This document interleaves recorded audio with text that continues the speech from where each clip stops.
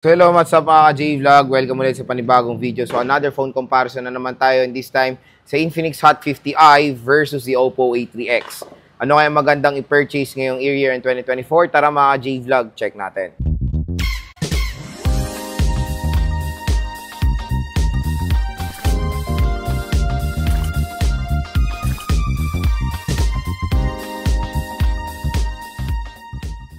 So ayan, panibagong phone comparison na naman, and this time ang i-compare naman natin is the Infinix Hot 50i versus the Oppo A3X. So itong dalawang smartphone na to ay budget phone ngayon na pwede nating i-suggest sa inyo.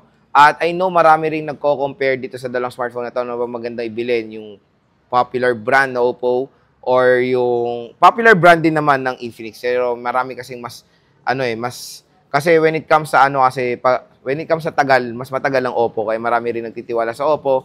And syempre, si Infinix, grabe, kilala na rin si Infinix when it comes sa sobrang murang smartphone na maganda yung specs na ma-offer. Kaya this time, itong dalawang smartphone na to, hindi po nagkakalayo ng presyo, kaya napaka-perfect nila i-compare, and especially the specs ay hindi naman po nagkakalayo. At kung interested din kayo dito sa dalawang smartphone na to, huwag kayong mag-alala, ilalagay ko po yung link sila sa description box, i-check nyo na.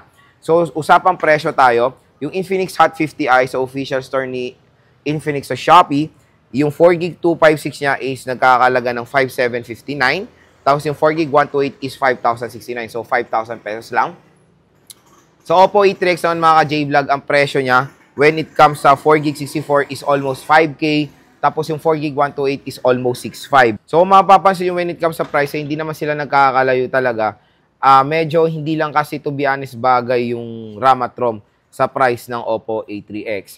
So, yun nga, biruin mo, hindi pa umabot ng 6K yung Infinix Hot 50i, 256 na yung ma-offer. Although yung RAM is 4GB, pero yung storage ay bawing-bawi.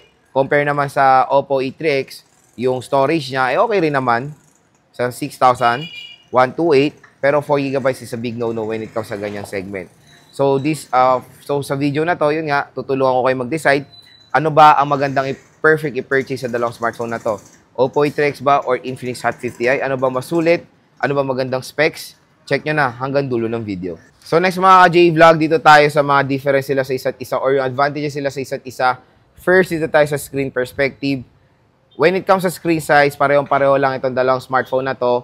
6.67 inches or almost 6.7 inches ang Oppo A3X compare sa Infinix Hot 50i na 6.7 inches din. Same din sila ng reso na HD Plus 720p by 1600 pixel at pareho rin sila na IPS LCD display. Nagkakatalo lang sila when it comes sa refresh rate dahil mas maganda ang refresh rate ng Infinix Hot 50i dahil 120Hz refresh rate siya compare sa Oppo A3X na 90Hz. So sana, pero ito na rin nagiging hype ngayon when it comes sa mga budget, nagiging 120Hz na sila. Pero dito sa 90Hz kasi I know yan yung standard or minimum requirement when it comes sa refresh rate sa mga entry-level segment smartphone.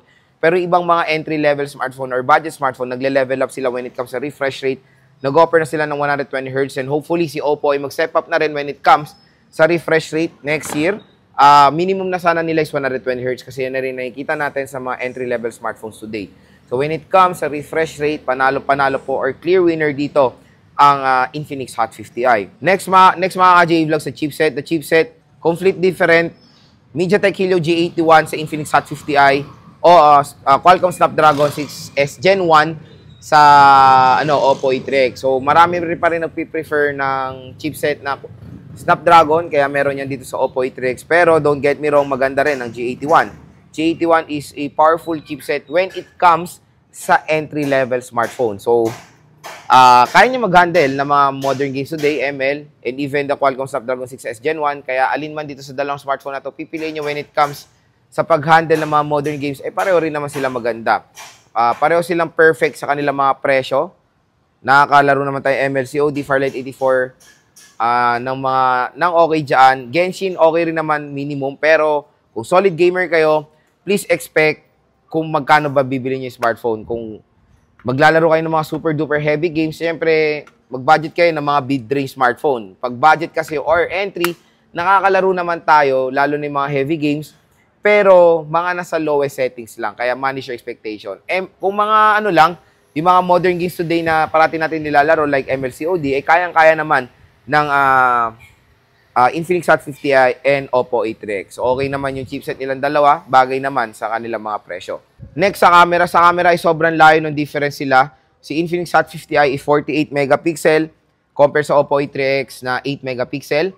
Front camera ng Oppo A3X is 5 megapixels. Compare sa Infinix Hot 50i is 8 megapixels. So, when it comes specs-wise, clear winner po dito. Ang Infinix Hot 50i, mas maganda po yung ma-offer niya when it comes sa camera side, mga J-Vlog. Next, sa speaker. Sa speaker, clear winner po dito ang Infinix Hot 50i dahil dual stereo speakers po ang Infinix Hot 50i. Compare sa Oppo A3X, mga ka-J-Vlog, na ano lang siya, mono speaker. So, syempre, kung ako, mas prefer ko yung meron dual stereo speakers for immersive sound. Mas maganda yung bass quality. I know na meron dito sa Oppo A3X up to 300% volume. Yes, malakas naman yan. Pag mono kasi, to be honest, kahit malakas yan, mas maganda pa rin yung mayroong magandang bass quality. So, mas perfect pag dual stereo speakers.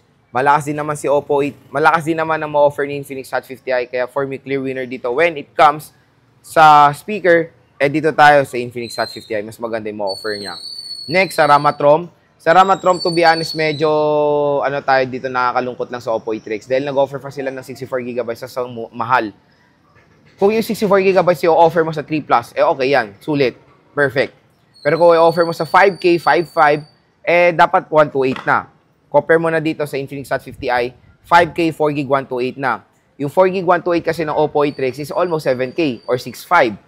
Na, biruin mo, dito sa Infinix Hot 50i, 4GB, 256 niya is 5.7.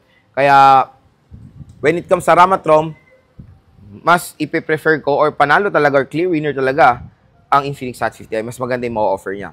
At ang pinakalas, mga J-Vlog, sa battery. Sa battery ng mga J-Vlog, clear winner dito, si Oppo A3X battery and fast charging dahil 5.1, tapos 45 watts. Compare kay Infinix Hot 50i, malaki rin naman, 5K, yan na rin ang minimum sa mga entry level or budget smartphone, pero 18 watts fast charging. So, to be honest, minimum na talaga is 18 watts, kaya acceptable pa naman yung sa Infinix Hot 50i. Fast charger pa rin yan, 18 watts. Pero, syempre, phone comparison to Kaya, mas malupit yung ma-offer ng Oppo A3X sa 45-watt fast charging na maganda or okay na okay yan when it comes sa gaming, di ba? Mas hassle-free kayo magcha-charge, mas convenient, kumbaga.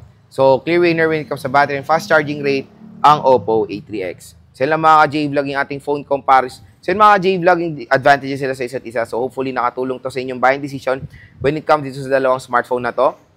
Again, nasa preference pa rin yan kung anong pipiliin nyo. Infinix Hot 50i ba? Or the Oppo A3X? So yun mga J-Vlog, ang pinaka-main question. Lods, ano ba ang magandang perfect purchase? Infinix Hot 50i ba? Or Oppo A3X? Ako tatanungin. Personally, I'll choose the Infinix Hot 50i. Unang-una dyan ang tinignan ko, yung presyo. Presyo, sobrang mura. Although mura rin ng Oppo A3X. Pero syempre, titignan mo rin kung bagay ba yung specs o yung RAM at ROM. Biruin mo yun, 5K, 4GB, 128 na. So, Oppo A3X, yung 4GB 128 niya, again, 6.5. 1.5 ang difference. Meron siyang 4GB 64 na kapresyo ng Infinix Hot 50i na 4GB 128 na. Siyempre, sa mga consumers, ito kukunin ko. Dahil 4GB 128 na 5K. Hindi lang yun. Meron pa siyang magandang speakers. Dual stereo speakers siya. 120Hz. Better camera specifications. Ayun. Better camera specifications.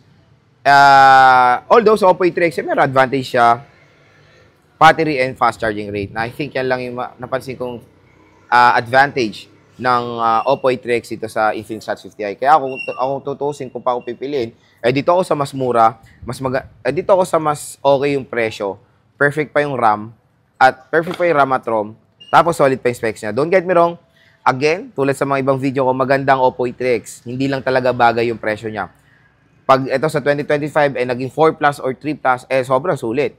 Pero ngayon, year in 2024, 6.5, medyo hindi pa talaga bagay yung kanyang presyo sa kanyang RAM at ROM. So, kung interested kayo dito sa dalawang smartphone na to, again, nasa description box yung link. I-click nyo na yan. I-add to cart nyo na dahil napakamura po ng mga smartphone na to. So, yun. Nasa preference pa rin yan. Ako anong pipiliin nyo. Pero dito sa ating phone comparison, for me, clear winner dito ang Infinix Hot 50i.